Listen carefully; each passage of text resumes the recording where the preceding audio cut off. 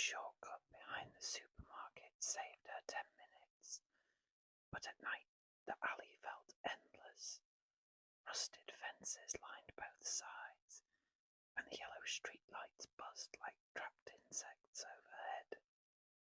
That Friday, rain drizzled softly as she hurried home, her shoes splashing through puddles. Halfway down the alley, she heard footsteps behind her. Slow, heavy. She glanced back. Nothing. Just the empty path and rain falling beneath the lights. Louise pulled her hood tighter and kept walking. The footsteps started again. One step, then another, always matching her pace. She stopped. The footsteps stopped too. A cold knot formed in her stomach. "Hello," she called weakly. No answer. Then somewhere behind her came a quiet metallic scrape, like something dragging against the fence. Louise walked faster. The alley suddenly felt much longer than usual. Her phone buzzed in her pocket. It was her friend Mary. "Still coming tomorrow," the message read. Louise quickly typed back, "Someone's behind me." 3 dots appeared immediately. Mary replied, "Run." Louise looked over her shoulder again.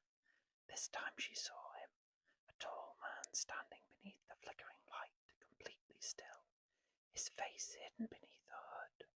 Rainwater dripped from his coat. Louise's pulse exploded. She started jogging. The footsteps behind her came faster, closer, splashing through puddles now. She could hear her breathing, low and wet. Louise reached the end of the alley and burst onto the main road. Cars passed. A couple walked by. She spun around. Nobody. The alley stood empty. Her chest heaved. Maybe she imagined it. Maybe she was overtired. Shaking, she continued home. When she reached her apartment building, relief flooded through her. She hurried inside, locked the door, and leaned against it, breathing hard. Silence. Safe. Then came several knocks. Slow. Heavy. From her bedroom window. Louise froze. Her apartment was on the 4th floor. The knocks came again. She crept toward the bedroom. The curtains moved slightly. Rain tapped against the glass. Then another knock, right beside her face. Louise yanked the curtains open. Nothing was there, but written on the fogged-up window were 4 words. "You walk too slow." Then her phone rang. Mary was screaming, "Louise, check your hallway." Louise slowly turned toward the apartment door. Wet footprints led from the entrance straight to her bedroom.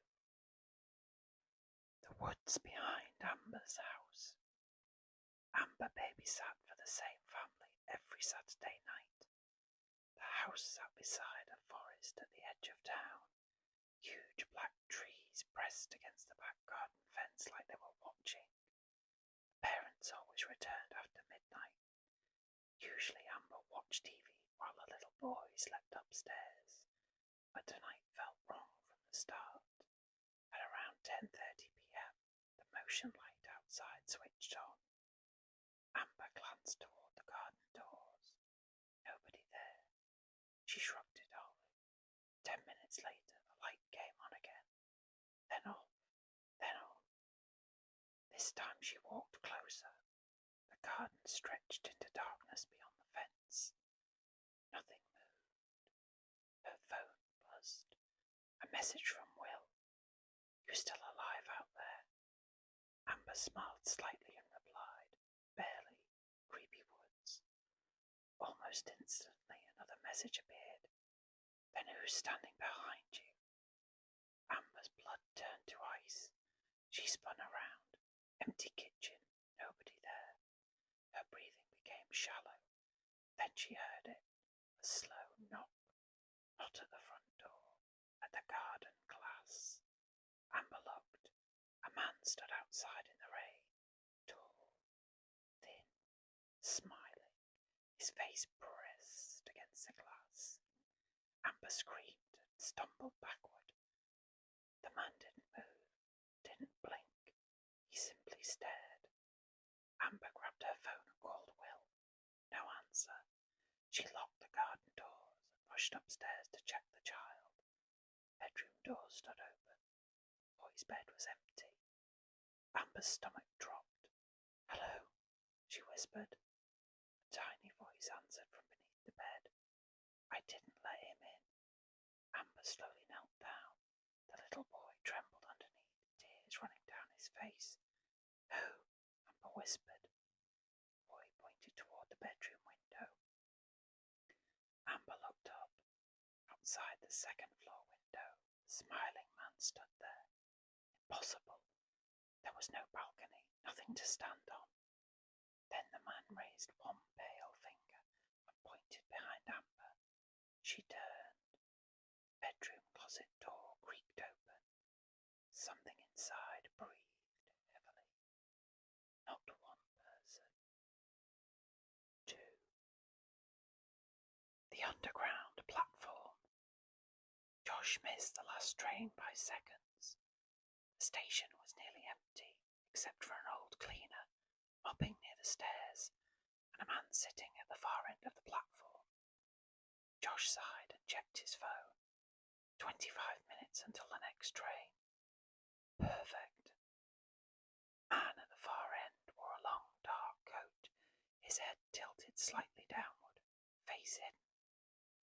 Josh barely noticed him at first, until the man stood up and started walking toward him, slowly.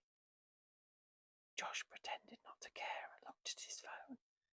Footsteps continued, closer. Josh glanced up. The man had stopped only a few feet away, still staring downward. "Got the time?" the man asked quietly.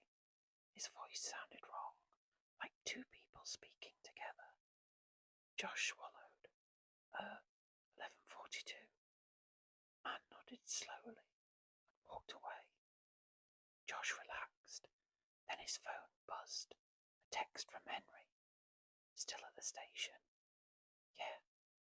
3 dots appeared. Then, leave, now.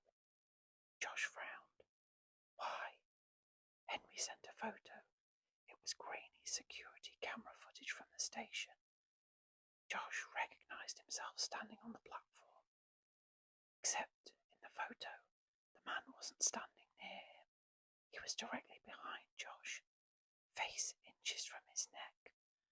Josh turned sharply. The platform behind him was empty. His heartbeat thundered. Then came the whisper, right beside his ear. "You looked." Josh ran. He sprinted toward the stairs, hearing footsteps chasing him. Fast, violent. The cleaner shouted something as Josh flew past. He reached the ticket hall and crashed into the exit doors. Locked. The station had closed. Josh spun around. The platform stairs stood silent. Then the man appeared at the top step, still walking slowly. Josh backed away. "Stay away from me." The man lifted his head. His face was blank. No eyes, no mouth. Just pale skin stretched tightly across his skull. Then every station light went out. Darkness swallowed everything. In the pitch black, Josh heard dozens of footsteps surrounding him. Not one follower. Many, and all of them whispering. Looked. The road through Blackwater. Sven, Leo, Niall and Dexter were driving back from a camping trip when the sat-nav died. Their phones lost signal soon after. Rain hammered the windshield as the car crawled along an unfamiliar road, surrounded by forest. "No way this is right," Leo muttered. confused headlights behind them. Far back, single pair, following. Dexter checked the mirror repeatedly. Guy's been behind us for 20 minutes. The road twisted through endless woods. No houses, no other cars, just those headlights, always the same distance away. Sven tried speeding up. The headlights matched them. Slowing down didn't help either. Still there, watching. Finally, they reached a tiny petrol station, glowing faintly in the rain. Closed, but Sven pulled in anyway. The headlights stopped across the road. None of them spoke for a moment.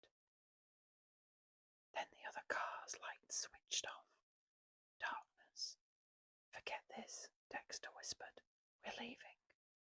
As they pulled back onto the road, the headlights returned instantly behind them. Closer now. Much closer. The car suddenly swerved. Thud!